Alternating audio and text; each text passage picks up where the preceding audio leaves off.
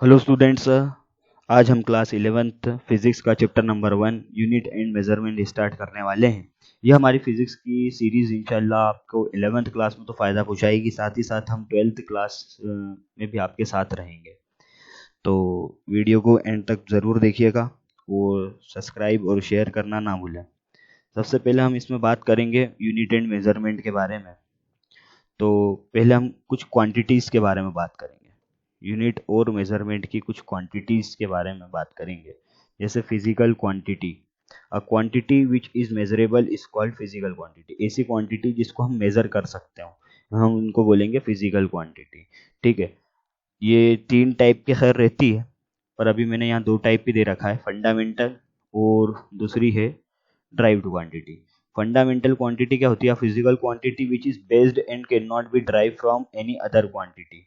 दूसरी क्वांटिटी में बदला नहीं जा सके उसको, ठीक है, ड्राइव नहीं करा जा सके, आगे बढ़ाया नहीं जा सके, तो इसको क्या बोलते हैं? हम फंडामेंटल क्वांटिटी बोलते हैं। जैसे एग्जांपल के तौर पे लेंथ, मास, टाइम, ईटीसी। ठीक है, और भी बहुत सारी रहती है। ठीक है, पर मैंने यहाँ तीन का नाम जिक्र दे रखा है, यहाँ पे जिक्र कर रखा है। इसके बाद है a physical quantity. P Q का मतलब आगे चल के आपको फिजिकल क्वांटिटी पढ़ना है इसको। ठीक है, a physical quantity which can be derived और expressed from base is called derived quantity. जिसको हम ड्राइव्ड कर सकते हैं और वो बेसिक क्वांटिटी रहती है। ठीक है, उससे आगे भी कुछ क्वांटिटी हम उसको बढ़ा सकते हैं, जैसे कि स्पीड है, वेलोसिटी है, फोर्स है, और भी बहुत सारी है। ठीक है, तीसरी वाली जो क्वांटिटी रहती है, तीसरी वाली क्वांटिटी, उसको हम सप्लीमेंट्री फिजिकल क्वांटिटी कहते हैं। ये सप्लीमेंट्री फिजिकल क्वांटिटी टू चीज पे जो है टिकी हुई रहती है। सबसे पहले है एंगल और दूसरा है सॉलिड एंगल। ठीक है, एंगल और सॉलिड एंगल में देखिए, मान लीजिए अपने ने यहाँ पे एंगल बनाया, यहाँ पे एक आर्क बना दी मैंने, ये हो जाएगी आर्क। ठीक है, उसके बाद यहाँ पे एक थीटा बना दिया, एंगल बना दिया। ठीक है, यहाँ से लेके यहाँ तक की जो वैल्यू है उसको आर नाम दे दिया, रेडियस दे दिया। अगर मेरे को ये थीटा निकालना है तो मैं क्या करूँगा? आर्क को, जो भी आर्क है मेरी यहाँ से लेके तो यहाँ तक, ठीक है, कहाँ से? इस पॉइंट से लेके तो इस पॉइंट तक जो भी आर्क है, ठीक है, उसको रेडियस से डिवाइड कर दूंगा। ये जो थीटा है इसको हम क्या मानेंगे अब? रेडियन। ठीक है, ये यूनिट रहती है एंगल की, इसको हम शॉर्ट फॉर्म में आर भी लिखते हैं, ये की सिंबल है। ठीक है, उसके बाद है सॉलिड एंगल। सॉलिड एंगल कैसे? कि मान लीजिए अपनों ने एक कोन ले लिया, इस टाइप का कुछ, उसके बाद है इसमें भी एंगल लेंगे। एंगल यहाँ कितना ले लिया? थीटा। उसके बाद इसके अंदर एक मैंने सरफेस एरिया बना दिया, सर्कुलर सरफेस, जिसकी मैंने यहाँ से लेके यहाँ तक रेडियस रख दी आर। ठीक, इसमें भी एंगल है तो यहाँ पे भी theta equal to area upon R square आएगा, एरिया अपॉन आर स्क्वायर। क्योंकि अगर मैं बड़ा एरिया, ये वाला एरिया लूँगा तो मैं ए लिखूंगा, और अगर मैं छोटा एरिया लूँगा तो मैं यहाँ पे डी ए लिखूंगा। डी ए का मतलब डेल्टा है। क्या है? डी ए आर स्क्वायर, और डी की जगह पे हम ये डेल्टा का साइन है, काय का साइन है? डेल्टा। डेल्टा का साइन है, delta A upon delta R square भी लेंगे, क्योंकि छोटा एरिया है तो छोटी रेडियस होगी, बड़ा एरिया होगा तो बड़ी रेडियस होगी। ठीक है,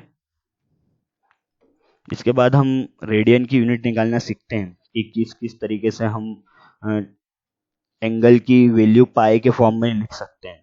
ठीक है, रेडियन। ठीक है, एंगल की वैल्यू पाई के फॉर्म में लिखना। ठीक है, इसको भी हम रेडियन कह सकते हैं। जैसे कि सबसे पहले मैं बात करूं 180 डिग्री से, सबसे बेसिक टर्म है 180।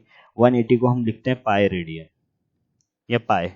आप रेडियन को भी हटा दो, कंफ्यूज हो गए। 180 की वैल्यू क्या है? पाई है। 180 को हम क्या लिख सकते हैं? पाई। अगर मैंने पाई लिखा, ये किसके बराबर? 180। आप क्या बोलेंगे? 180।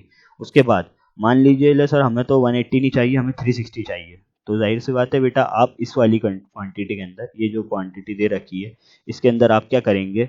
180 डिग्री में 2 का इंटू कर देंगे। अगर इधर 2 का इंटू करा तो बराबर में क्या पाई भी है, पाई में भी 2 का इंटू करना पड़ेगा, तो ये हो जाएगा 360 और ये हो जाएगा 2 पाई। मतलब इसका है कि 2 पाई की वैल्यू क्या आएगी? 360। ठीक है, ले नहीं सर हमें तो 180 से आपको 90 बनाना है, तो हम क्या करेंगे? 180 डिग्री को 2 से डिवाइड कर देंगे, तो पाई को भी 2 से डिवाइड करना पड़ेगा। 2 की टेबल में 89 टाइम्स 0 का 0, पाई अपॉन 2, मतलब पाई अपॉन 2 इसका होता है 90 डिग्री के बराबर होता है। ठीक है, इसके बाद की बात है और कुछ, तो सर हमें 45 डिग्री चाहिए, तो 90 डिग्री में फिर 2 का डिवाइड कर दो बेटा। तो पाई अपॉन 2 तो पहले से था 90, इसमें 2 का और मल्टीप्लाई कर देंगे तो ये कितना हो जाएगा, पाई अपॉन 4 हो जाएगा।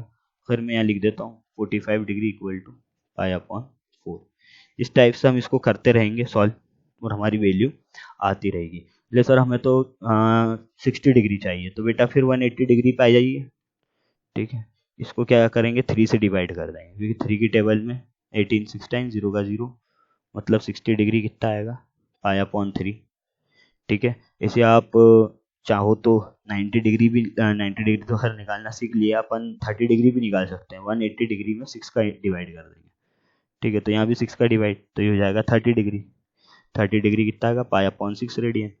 ठीक है, ये रेडियन में कन्वर्ट करना सीख लिया है, आप और ट्राई करिएगा 120 वगैरह को सॉल्व कैसे करते हैं। नहीं आएगा तो आप कमेंट बॉक्स में कमेंट कर दीजिएगा, मैं उसके रिकमेंडेड भी वीडियो ऐड कर दूंगा या शॉर्ट ऐड कर दूंगा। अब इसके बाद है कुछ फंडामेंटल फिजिकल क्वांटिटीज के बारे में और समझाना है।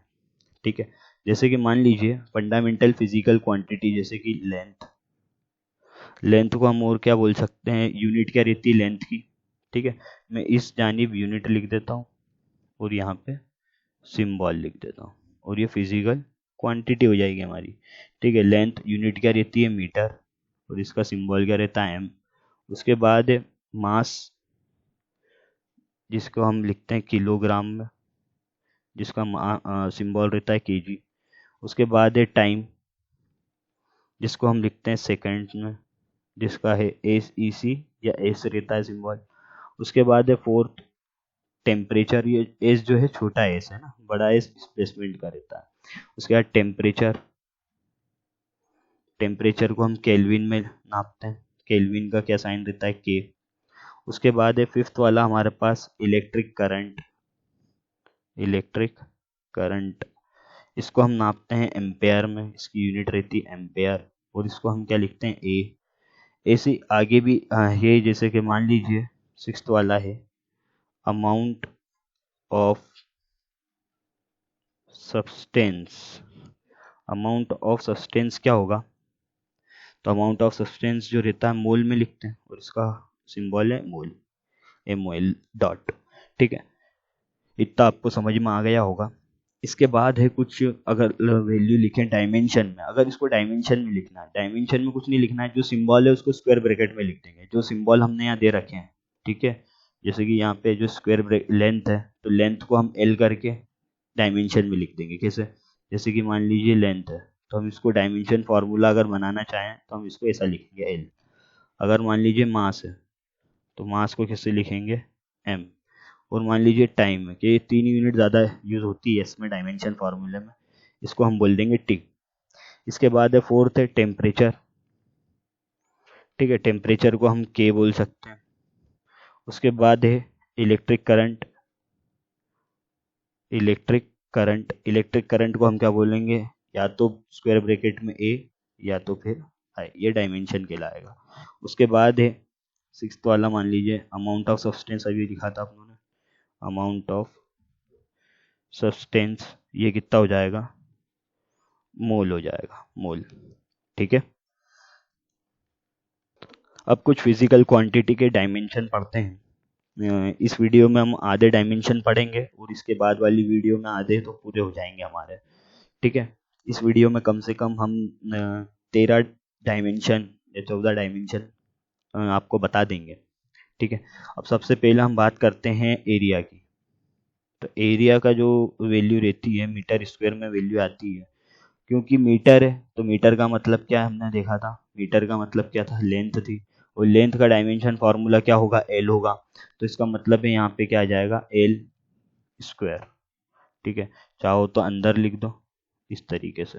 ठीक है, और अगर पूरा डायमेंशन फार्मूला लिखना है तो ऐसे लिखाएगा, क्योंकि इसमें मास है ही नहीं, एल स्क्वायर और T0, ये डायमेंशन फॉर्मूले की बेसिक यूनिट रहती है। अगर आपके पास ऑब्जेक्टिव आ जाए, इसमें से ऑब्जेक्टिव बनता है, ठीक है, कि basic unit of dimension formula 3 basic unit, तो एम एल टी रहती है, ठीक है, क्योंकि एम तो है नहीं तो इसलिए 0 यूनिट लिख दी उसकी पावर, और टी की पावर भी 0 लिख दी क्योंकि टी था नहीं।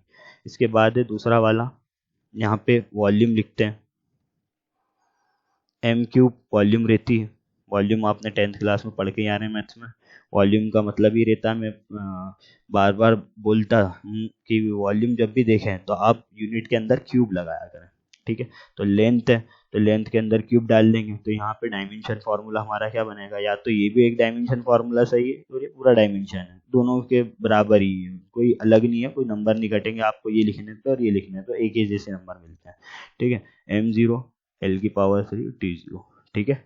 इसके बाद है, अब ये बात याद रखिएगा आप कि ये जो है वैल्यू पावर के अंदर आएगी, नीचे नहीं आएगी, ठीक है। तीसरा वाला जो हमारा है डेंसिटी, डेंसिटी फैलाव को बोलते हैं। ये फॉर्मूला एक दूसरे पे बेस है, ठीक है। मास अपॉन वॉल्यूम, इसको बोलते हैं डेंसिटी। मास का मतलब क्या हो जाएगा, मास m, ये डायमेंशन हो गया। वॉल्यूम अपनों ने अभी देखी थी एल क्यूब, ठीक है। अब ध्यान रखिएगा कि अगर ये एल क्यूब ऊपर आएगा, ठीक है, तो ये m तो 1 है, कुछ भी नहीं है, तो मतलब क्या है 1 है। उसके बाद ये एल क्यूब ऊपर आएगा तो इसकी पावर माइनस में हो जाएगी, और टी 0 ऐसे लिखाएगा। इसके बाद है फोर्थ वाला वेलोसिटी। वेलोसिटी का फॉर्मूला रहता है मीटर पर सेकेंड, ठीक है। डिस्प्लेसमेंट अपॉन टाइम रहता है, वैसे तो यूनिट मीटर पर सेकेंड बता रहा हूँ। डिस्प्लेसमेंट अपॉन टाइम मतलब मीटर पर सेकेंड, तो मीटर का मतलब लेंथ, सेकंड का मतलब टाइम। फिर वही बात कि m तो है नहीं सर, तो m तो 0 हो जाएगा। l है तो l कितना है, 1 हो जाएगा, और t की पावर ऊपर आएगी तो t की पावर -1 हो जाएगी। इसके बाद है फिफ्थ वाला स्पीड। स्पीड के अंदर क्या है, डिस्टेंस अपॉन टाइम, जैसे कि वेलोसिटी के अंदर था सेम वैसे ही इसमें भी मीटर पर सेकेंड ही लगेगा। तो l की power T, l upon T, तो यहाँ पे m की पावर 0 हो जाएगी क्योंकि m है ही नहीं, l की पावर 1, और t की पावर भी क्या हो जाएगी, -1 हो जाएगी, क्योंकि t ऊपर आ रहा है, ये t ऊपर जा रहा है, इसलिए क्या हो जाएगा, -1 हो जाएगा। आई होप आपको इतना तो समझ में आ रहा होगा और आप इसकी प्रैक्टिस करिएगा। वैसे सिक्स्थ वाला एक्सेलरेशन। एक्सेलरेशन के अंदर क्या है, इसका फॉर्मूला मैं बता दूं, चेंज इन वेलोसिटी, वेलोसिटी है ना, यहाँ पे आएगा velocity upon change in time, जिसकी तो डेफिनेशन की बात हो गई, ठीक है। इसके बाद क्या है, change in velocity, change in time का मतलब है मीटर पर सेकेंड स्क्वायर, इसकी यूनिट रहती है। मीटर का मतलब क्या होता है एल, और टाइम का मतलब सेकेंड का मतलब टाइम, टाइम पे स्क्वायर लगा देंगे, तो मतलब यहाँ एम का जिक्र हुआ तो एम तो 0 है, L1 और t की पावर -2 हो जाएगी, ठीक है। उसके बाद है g का acceleration due to gravity, acceleration due to gravity, ठीक है। इसका भी फॉर्मूला m0 L1 t -2 रहता है, ठीक है। अब इसके बाद एट्थ वाला जो फॉर्मूला बहुत ही इंपॉर्टेंट फॉर्मूला है फोर्स का, बार बार आगे काम आएगा, ठीक है। इसको मैं अलग कलर से लिख रहा हूँ फोर्स वाले फॉर्मूले को, जिससे आपको ध्यान रहे, हाईलाइट रहे, ठीक है। आप नोट्स इसके बना लीजिएगा, ठीक है, काफी मदद मिलेगी। फोर्स जो रहेगा वो क्या रहेगा, मास इनटू एक्सेलरेशन, ठीक है। अब मास का मतलब क्या था, मास मतलब m, एक्सेलरेशन अभी हमने देखा था कि ये क्या रहता है, m और S square, m upon S square, मतलब मीटर पर सेकेंड स्क्वायर, तो मीटर का मतलब है लेंथ और सेकेंड का मतलब है टाइम, टी स्क्वायर, ठीक है। तो यहाँ पे आएगा m l m1 l1 t की पावर -2, या तो अगर आपको 1 नहीं लिखना है तो यहाँ पे ऐसा भी लिख सकते हैं एम एल टी की पावर -2 या t-2, ठीक है। उसके बाद है फोर्स, बड़ा इंपॉर्टेंट है इसलिए इसको कलर से लिखा है मैंने, ठीक है। उसके बाद है मोमेंटम। मोमेंटम, मोमेंटम का मतलब है मास, किसी चीज़ में वजन हो और वो वेलोसिटी, मतलब इसकी जगह चेंज कर रहा हो, डिस्प्लेस हो रहा हो, ठीक है। तो हम मास का मतलब तो केजी, वेलोसिटी का मतलब मीटर पर सेकेंड, केजी क्या होता है, मास m लिख देंगे, ठीक है। यहाँ पे लिख रहा हूँ मास m। उसके बाद है मीटर का मतलब है लेंथ, और सेकेंड का मतलब है टाइम, t, ठीक है। अगर इसको मैं लिखना चाहूँ तो कैसे लिखूंगा, m एल टी की पावर -1 मोमेंटम की यूनिट हमारे पास ये आ जाएगी। इसके बाद 9th वर्क की जो वैल्यू रहती है क्या रहती है, जूल रहती है। ये याद रखिएगा, पावर की भी जूल रहती है, एनर्जी की भी जूल रहती है ना। वर्क की जो यूनिट रहती है जूल, और एनर्जी की भी जूल रहती है। वर्क का फॉर्मूला क्या होता है, force into displacement. Force into displacement, force का भी फॉर्मूला अपने पढ़ा था, क्या था, mlt-2। क्या होता है, mlt-2। तो यहाँ पे लिख देंगे mlt-2, ठीक है। उसके बाद डिस्प्लेसमेंट का मतलब क्या होता है, लेंथ। आपने 8th क्लास में, बेसिक क्लास में पढ़ा ही था कि यहाँ पे एल और एल बेस सेम है, तो इसको एक बार लिखेंगे, बीच में मल्टीप्लाई का साइन है तो पावर क्या हो जाती है प्लस। एल के ऊपर कुछ भी पावर नहीं सर, तो क्या होगी, पावर 1, और यहाँ पे पावर क्या होगी 1। 1 और 1 पावर क्या हो जाएगी, 2 हो जाएगी, ठीक है। उसके बाद है टी की पावर -2 एज इट इज, ठीक है। एम एक बार लिखा, एल और याला एल की पावर प्लस हो जाएगी, क्यों, क्योंकि बेस सेम है, बीच में मल्टीप्लाई का साइन है, एक्सपोनेंट का रूल लगेगा, सिंपल। उसके बाद 10th वाला मान लीजिए हमारे पास जो है वर्क हो गया है, और क्या, पावर, ठीक है। पावर का जो वैल्यू रहेगी हमारी, पावर की क्या रहना चाहिए, पावर की वैल्यू वर्क अपॉन टाइम, ठीक है, वर्क अपॉन टाइम। तो वर्क का जो हमारे पास फॉर्मूला था ऊपर ही था, ml/t-2, और टाइम कितना होगा, t। इस हिसाब से क्या होगा, t ऊपर आएगा, तो ये ml/t की पावर -2, ठीक है, इंटू टी की पावर -1। उसके बाद है ml/t की पावर -2 नहीं होगी, टी दो बार, एक बार लिख देंगे, माइनस और माइनस प्लस, तो -3 हो जाएगा। इसकी फॉर्मूला क्या बनेगा, डायमेंशन फॉर्मूला ml/t की पावर -3। इसके बाद है आगे और बात करते हैं,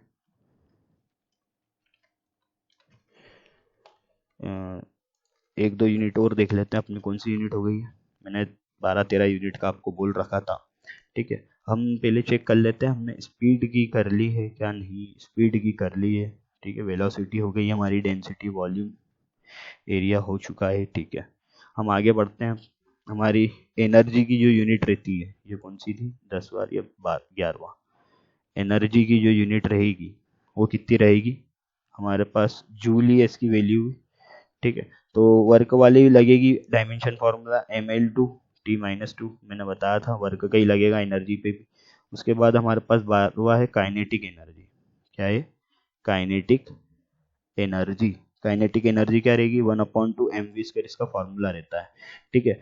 तो हमारे पास m का मतलब है मास, वेलोसिटी का मतलब है वही, ठीक है, L/T, मीटर पर सेकेंड, ठीक है। स्क्वायर लगा देंगे, क्यों, क्योंकि यहाँ पे स्क्वायर, वी पे स्क्वायर लगा है, ठीक है। एम ऐसे ही एल की पावर 2 और टी की पावर -2, क्योंकि टी देखो इसमें हुआ क्या है, यहाँ पे एम था, पावर अंदर जाएगी तो एल की पावर भी 2 हो जाएगी, टी की पावर भी 2 हो जाएगी। अब टी नीचे था तो ऊपर जाएगा, तो ये टी की पावर -2 कहलाएगी। और सेम पोटेंशियल एनर्जी भी रहेगा, पोटेंशियल एनर्जी को पी लिख रहा हूँ, यही फॉर्मूला रहेगा, ml/t की पावर -2। आई होप आपको इतना समझ में आ गया होगा आज का पूरा लेक्चर। ये पहला पार्ट था हमारा, इंशाल्लाह दूसरा पार्ट में जल्द डालूंगा। जब तक आप इसकी प्रैक्टिस करिएगा और इसको नोट्स के फॉर्म में लिख लीजिएगा, तो आपको आसानी रहेगी। Thank you.